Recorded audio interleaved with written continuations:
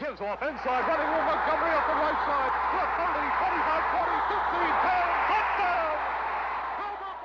Crowds and media scrutiny were the last things Wilbert Montgomery wanted when he was drafted in the 6th round by the rebuilding Eagles in 1977.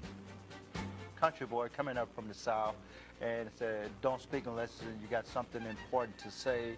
You know, for 4 years, it took me a lot to say words, you know, just to even talk to the media because I was afraid that I might say the wrong thing. But it's just best to be quiet and just go out there and do your job. You're a very sensitive kid. We're playing Minnesota Vikings, and I yelled at him. I mean, I really let him have it. And he came out of the game and sat on the bench behind me.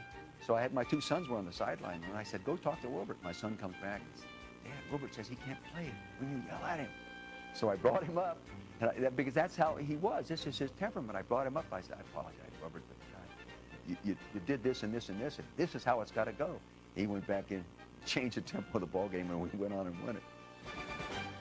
And he was a great cutback runner. Most of his big runs came from the peripheral vision that he had of the point of attack being blocked and him slashing and cutting back. He was a great slashing type runner. And that's the one thing that Wilbert possessed was the quickness in his feet. The guy could just make people miss him. He would hit the hole very quickly. It was very obvious from the get-go that this guy was something special.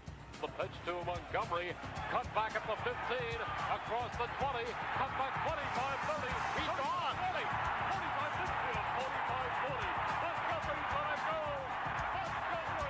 Montgomery! Wilbert Montgomery with a 90-yard run!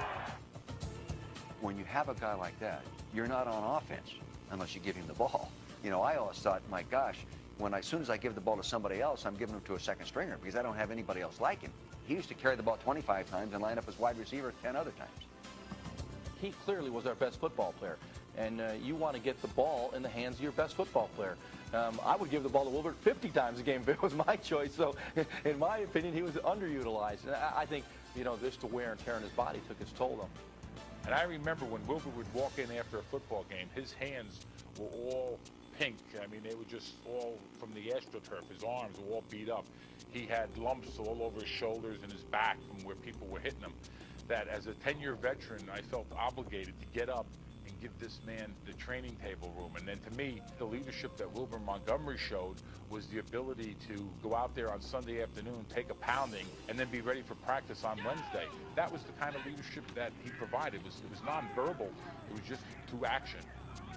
On the eve of the biggest game in the Vermeil era, Wilbert Montgomery proved he could play his best even when he felt his worst.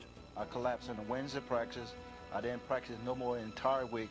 Even game day, while the team was out in pregame warm-up, I was still in the locker room. They was working on me, trying to get me ready to play. I come running out of the tunnel, walked up and told Coach I was ready to go for the next play, and that set the tone for that whole day.